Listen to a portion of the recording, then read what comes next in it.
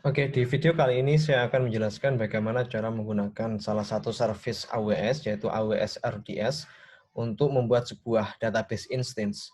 Ya, seperti biasa, silakan Anda semua login ke AWS Educate kalian masing-masing. Setelah itu, silakan masuk ke konsol AWS.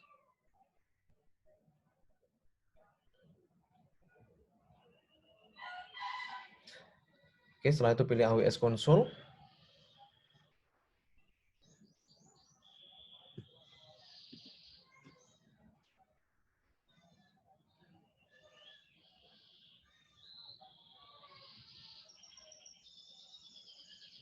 Oke, dari sini kita bisa melihat di menu service, kita cari RDS di sini ya. Di bagian database kita pilih RDS. Karena kita akan membuat sebuah database relational, sehingga kita menggunakan menu RDS di service database AWS.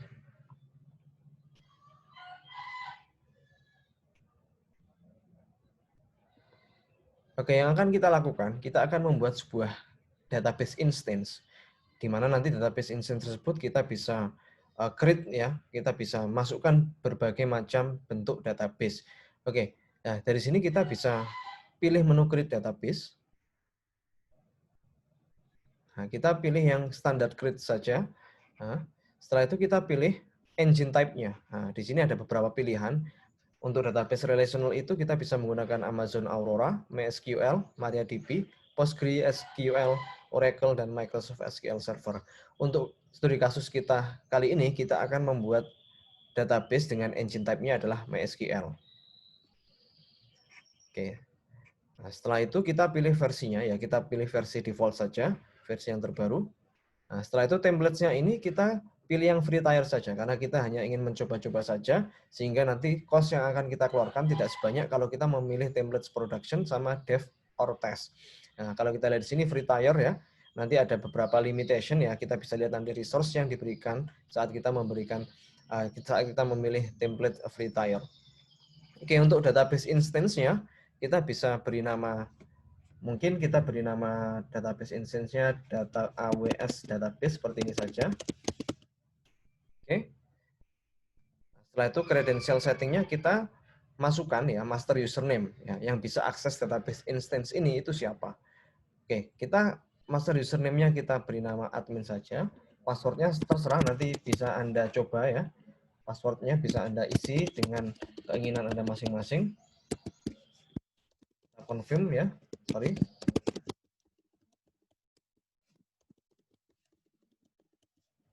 Oke. Nah, DB instance size-nya kita ya, karena kita memilih free tier tadi, sehingga kita hanya bisa kita diberikan db.t2.micro. Nah, kalau kita lihat di sini spesifikasinya adalah kita memiliki resource 1 virtual CPU, 1 gigabyte RAM, sama not EBS optimized ya. Kita memang diberi batasan ya, tidak bisa memilih resource yang lebih tinggi daripada ini ya, karena kita memilih yang free tier. Oke, untuk storage-nya kita pilih ya general purpose SSD saja, kita ikuti yang default. Allocated storage-nya kita pilih 20 GB. Oke ya, untuk storage auto scaling-nya kita enable saja ya. Kalau kita lihat di sini provide dynamic scaling support for your database storage based on your application needs. Kalau kita enable storage auto scaling ini di saat storage kita sudah habis ya, mungkin database kita nanti banyak isinya, banyak data, banyak yang akan kita masukkan di database kita, nanti akan otomatis auto scaling, nanti akan membesar ya. Sampai dengan berapa maksimumnya? Maksimumnya kita berikan tetapan 1000. Tapi di awal kita berikan allocated storage-nya adalah 20 GB. Oke, ini kita untuk availability zone-nya kita ikuti yang default saja. Nah, setelah itu kita bisa pilih virtual private cloud-nya. Virtual private cloud-nya kita pilih yang default saja ya. Oke. Nah, setelah itu kita pilih untuk database authentication-nya kita pilih yang password authentication. Oke. Kalau kita lihat di sini estimated monthly cost yang akan kita keluarkan untuk menggunakan database RDS dari service AWS ini untuk yang free tier ya kira-kira berapa ya harganya, bisa dilihat sini. Oh, ternyata di Amazon RDS free tier is available to you for 12 months. Jadi kita bisa gunakan selama 12 bulan secara gratis ya. Each calendar month, the free tier will allow you to use the Amazon RDS resource list below for free. Ya. Jadi kita bisa mendapatkan Amazon RDS ini untuk yang free tier ini free selama 12 ke depan. Oke, jadi di sini kita sudah membuat sebuah instance database. Nah, instance database itu nanti di dalamnya ada banyak database atau banyak skema. Seperti yang Anda ketahui, kalau kita memiliki sebuah instance database, kita memiliki satu database server di sana. Nah, di dalam database server itu nanti kita bisa memberikan banyak skema. Misal di database instance yang kita buat ini dengan nama AWS database ini, nanti di dalamnya kita bisa memberikan atau memasukkan beberapa database ya, misalnya database untuk sistem informasi jual beli, database untuk sistem informasi akademik dan lain sebagainya. Oke, kita create ya database-nya. Oke. Nah, setelah itu kita bisa lihat di sini DB identifier yang sudah kita buat tadi, yaitu AWS database. Sekarang statusnya creating. Nah, untuk proses creating ini sampai dengan statusnya berubah available butuh kurang lebih waktu 15-20 menit. Sehingga kita tunggu saja sampai dengan statusnya ini sudah available. Nah, kita bisa refresh ya di button ini ya untuk melihat status terbaru. Nah, ini kebetulan saya punya database yang lain yaitu database 1. Ini sudah saya buat sebelumnya dan statusnya sudah available. Kalau statusnya sudah available, kita bisa gunakan ya. Kita bisa tambahkan skema di sana, kita bisa melakukan query dari skema yang kita berikan, dan kita bisa menggunakan database tersebut. Nah, sehingga kita perlu menunggu sampai dengan status AWS database ini sudah available seperti itu.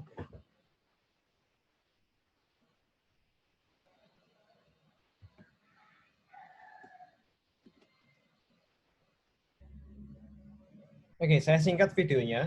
Kalau kita lihat di sini AWS database instance yang sudah kita buat sebelumnya, sudah statusnya sudah available. Sehingga kita bisa gunakan AWS database ini untuk menaruh database kita di sini, di database instance ini.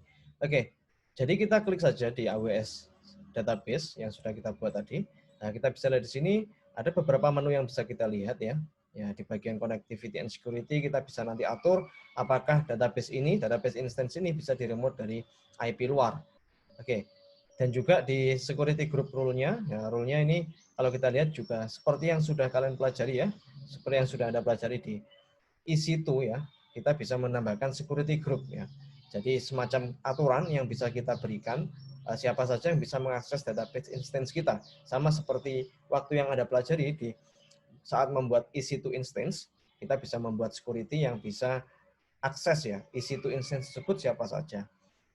Oke, nah, agar database kita ini bisa diakses ya dari pihak luar ya, nanti kita akan mencoba menggunakan MySQL Workbench untuk meremote database yang sudah kita buat di Amazon RDS ini.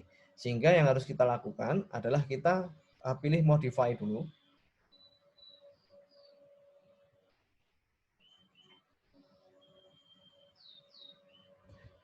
Oke, setelah itu kita bisa lihat di sini di menu security group ya, di bagian public accessibility kita pilih yes. Nah, ini tujuannya adalah agar database instance kita bisa kita remote dari luar. Misal nanti kita akan menggunakan MySQL Workbench atau XAMPP di komputer kita bisa akses ya database ini. Jadi nanti database management sistemnya kita bisa gunakan MySQL Workbench atau PHPMyAdmin. Oke ya. Nah, setelah itu kita klik continue ya. Kita pilih modify DB instance. Oke. Setelah itu di bagian security group ya. Nah, kita pilih VPC security group-nya. Ini kita akan modifikasi. Mungkin waktu Anda sebelumnya sudah memodifikasi ya. Memodifikasi security group untuk saat membuat EC2 instance itu sudah Anda buat agar bisa diakses dari luar. Namun kita pastikan saja, kita bisa lihat di sini ya, security group ini nanti kita akan edit ya, oke. Kita akan edit inbound rules-nya. Nah, kita agar kita pastikan bahwa semua traffic ya, baik itu untuk ya harusnya ini cukup untuk MySQL Aurora TCP ya protokolnya 3306, source-nya ini everywhere. Harusnya ini sudah cukup seperti ini. Tapi kalau mau di all traffic juga nggak apa-apa.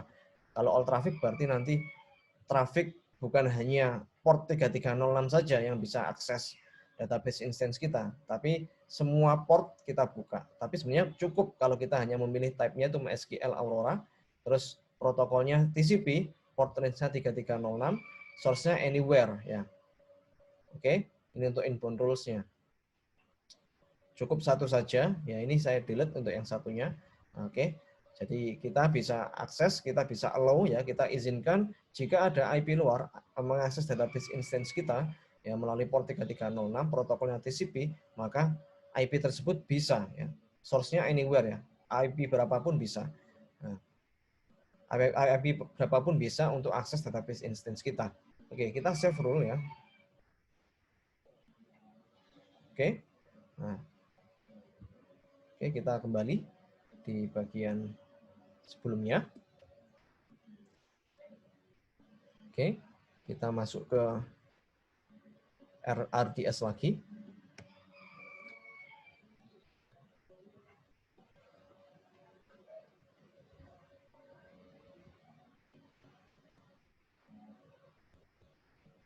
Database. Oke, AWS Database. Nah, database instance ini kita sudah setting agar bisa diakses oleh IP luar. Oke, langkah selanjutnya kita akan coba mengaksesnya. Kita akan meremote database kita, database instance AWS database ini, kita akan remote dari MySQL Workbench dari komputer kita. Nah, yang perlu Anda lakukan, Anda perlu menginstall MySQL Workbench ya. Anda bisa download langsung ya. Di linknya sudah ada di slide yang terakhir ya. Di sini bisa Anda klik saja MySQL Workbench. Ini kita akses melalui link ini. Silakan nanti Anda download MySQL Workbench dari sini. Oke. Download now. Nah, di sini Anda bisa memilih operating systemnya. Jika Anda menggunakan Windows, Anda bisa pilih Windows ya.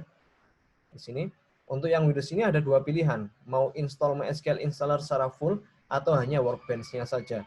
Karena kita hanya perlu Workbench-nya saja. Karena kita sudah memiliki database instance secara cloud ya di AWS. Jadi kita tidak perlu menginstal MySQL lagi di komputer kita. Sehingga yang mungkin Anda perlu download hanya yang MySQL Workbench-nya saja.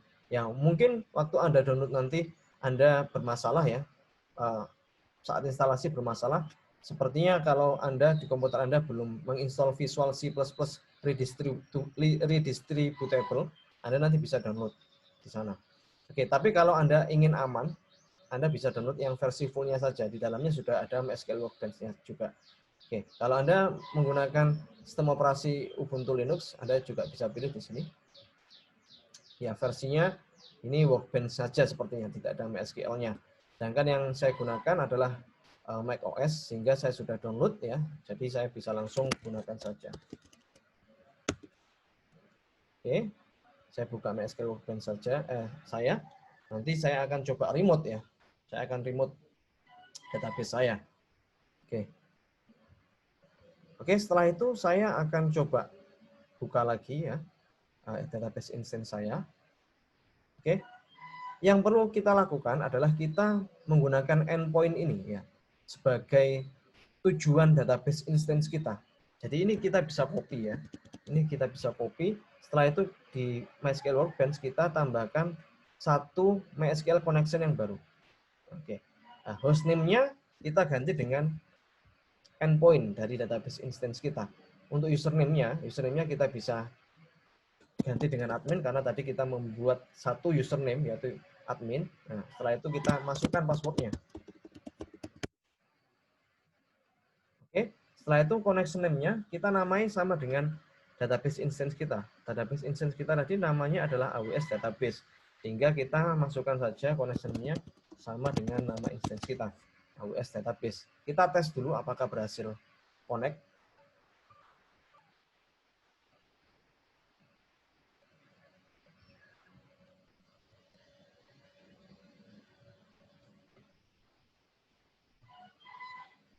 Oke, di sini sudah ada warning bahwa successfully made the MySQL connection ke hostname yang kita masukkan berdasarkan endpoint dari database instance kita. Kita klik OK, kita klik OK lagi. Oke, jadi kita sudah punya satu MySQL connection lagi. Oke, kita bisa buka di sini. Jadi AWS database ini itu akan meremote ya AWS RDS yang sudah kita buat di AWS. Oke, kita tunggu. Ya, mungkin ini tergantung dari koneksi kita dan juga karena mungkin resource yang kita berikan untuk database instance kita itu terbatas ya. Seperti tadi RAM-nya hanya 1 GB, virtual CPU-nya juga hanya 1, sehingga mungkin butuh sedikit agak lama ya untuk mengakses atau meremote database instance kita. Oke, ini kita bisa lihat kita sudah berhasil membuka atau meremote AWS RDS kita. Tapi di dalam sini kita belum memiliki skema sama sekali ya. Jadi kita perlu menambahkan skema yang baru di sini. Ya, misalnya Anda bisa download di link yang ada di PPT ya. Anda bisa download salah satu skema sederhana yaitu skemanya ini tentang sistem informasi jual beli. Nah, ini kita bisa download saja. Anda bisa klik link ini ya, setelah itu Anda download. Nah, setelah itu nanti Anda akan menemukan satu file .sql ya, seperti yang sudah saya download di sini. Oke. Nah, di sini namanya DB jual beli SQL. Dan juga kalau Anda ingin mengetahui desain IR diagram dari DB jual beli ini, Anda bisa download melalui ini ya, dbjualbeli.mwb. MWB ini Anda nanti bisa tampilkan ya IRD-nya menggunakan MySQL Workbench. Seperti itu. Oke, mungkin ini saya coba import dulu ya. Saya akan import dulu database-nya atau skemanya maksud saya ya. Kita perlu membuat skema baru dulu, sorry. Kita perlu membuat skema yang baru dulu. Nah, kita perlu pilih create skema dulu. Ya kan? Kita harus pilih skemanya dulu, kita harus create skemanya dulu baru kita import ya dari file SQL-nya. Misalnya kita namai DB jual beli ya. Karena database kita yang akan kita buat itu database jual beli. Oke, setelah itu kita skema name-nya ini oke.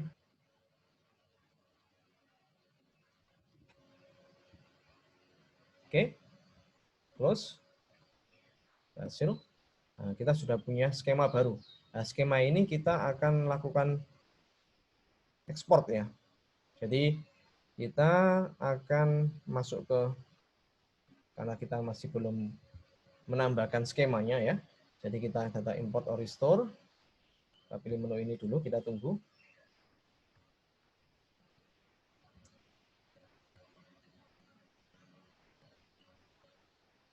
Oke, ini kita pilih default target skemanya ya. Nah, oke, ini masih loading. Oke, kita pilih DB jual beli. Nah, setelah itu kita pilih file SQL-nya. DB jual beli. Oke, kita start import.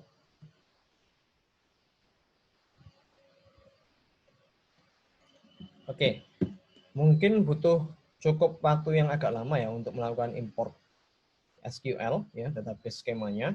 Nah, kalau sudah berhasil, kita bisa lihat di sini membutuhkan waktu sekitar 1 menit 45 detik ya. 1 menit ya. Jadi ini sudah finish, sudah berhasil. Oke, kita bisa lihat di bagian skema, kita coba lihat ya, kita refresh dulu. Oke.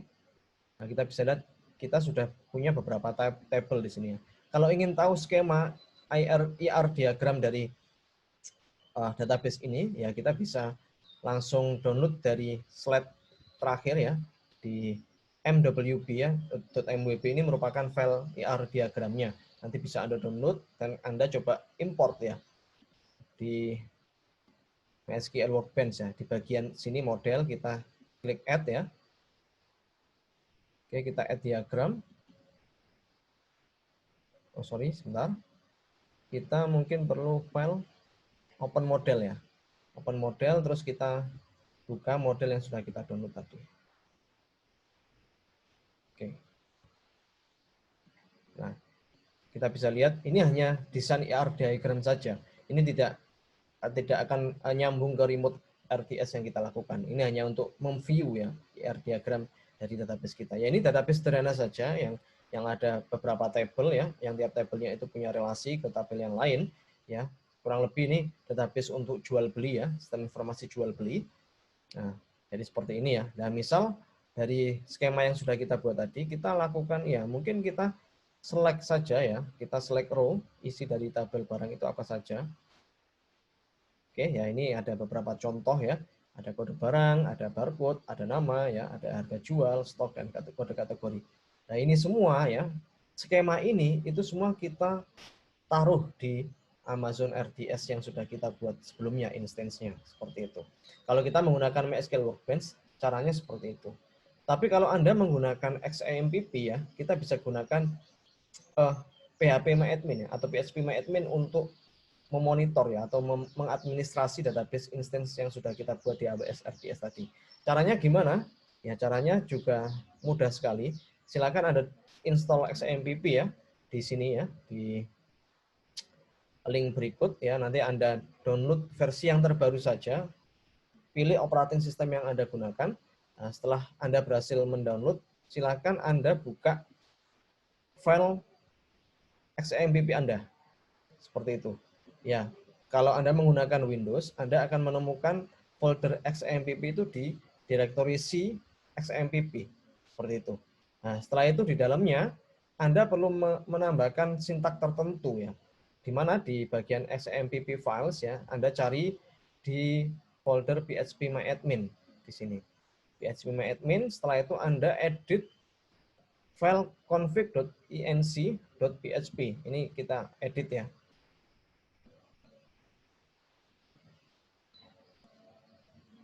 Oke, kita edit.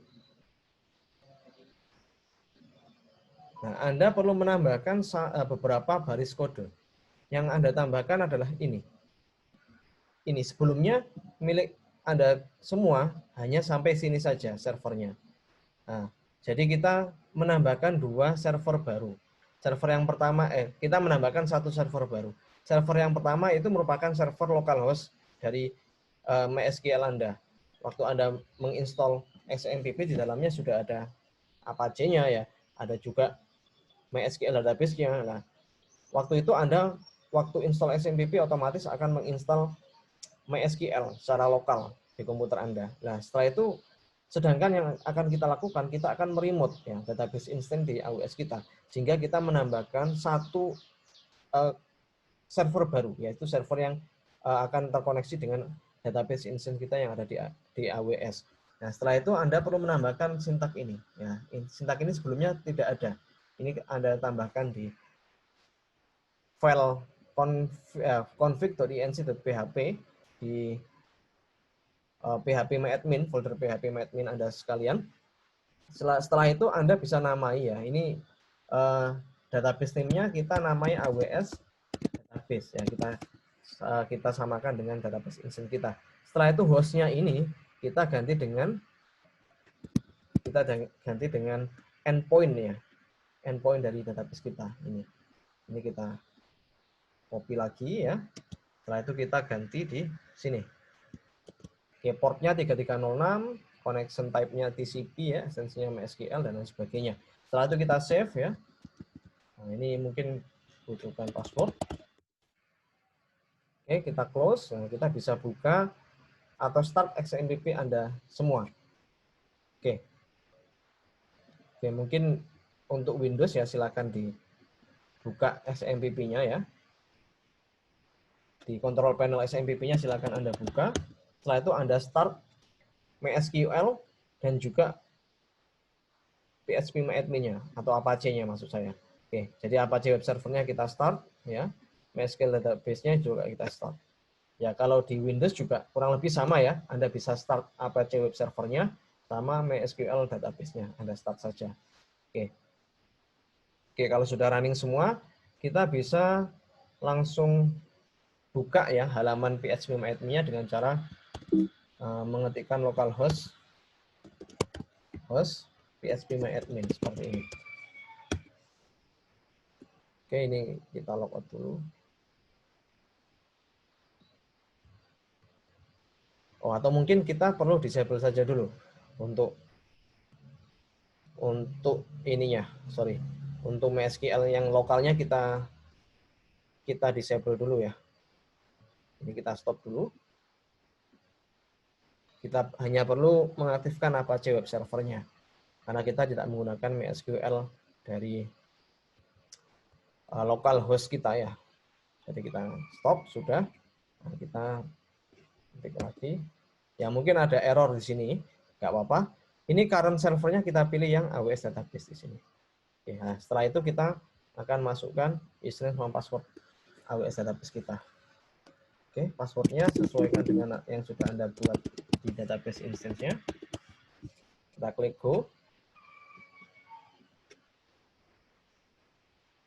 Oke, nanti kita akan melihat di bagian skema, kita akan melihat ada database atau skema DB jual beli yang sudah kita import tadi melalui MySQL Workbench. Semua ini itu terkoneksi dengan database instance AWS yang sudah kita buat sebelumnya. Seperti itu. Oke, ini mungkin butuh waktu yang lama juga ya untuk mengaksesnya karena kita ada keterbatasan resource karena kita menggunakan template free tier di AWS database instance kita. Oke, ini mungkin terlalu lama tadi, nggak apa-apa, kita refresh saja. Nah, kita bisa lihat di sini ada DB jual beli ya di sini ya. Abaikan error ini. Error ini mungkin karena terlalu lama tadi ya koneksinya. Mungkin yang satunya ini kita close saja dulu ya. Koneksinya kita close saja, kita quit saja MySQL Workbench-nya agar tidak terlalu berat atau membebani database instance kita ya. Seperti itu. Oke, ini sebenarnya sudah berhasil login ya. Kita bisa lihat ada DB jual beli di sini ya. Di current servernya AWS Database ya. Nah, kita bisa lihat juga di AWS kita ya. Kita bisa monitoring kira-kira apa yang terjadi di AWS RDS kita ya. Nah, di bagian monitoring ini kita bisa lihat. Ya, ini DB connection-nya kita bisa lihat, penggunaan CPU-nya bisa kita lihat ya. Seperti ini. Nah, log event-nya juga kita bisa lihat di sini. Oke, ini kita bisa lihat recent event-nya apa saja. Kita tadi create DB instance ya, kita tadi lakukan ya. Ini ada DB instance restart ya, mungkin saat DB instance-nya sudah terbuat, kita restart secara otomatis dari AWS RDS-nya. Tapi kita tidak bisa melihat skema apa yang sudah kita buat. Seperti itu. Tapi mungkin ada pengaturan di sini ya, kita bisa lihat kira-kira yang mau kita tampilkan apa saja di bagian lognya itu nanti di self page bisa Anda eksplorasi secara mandiri seperti itu.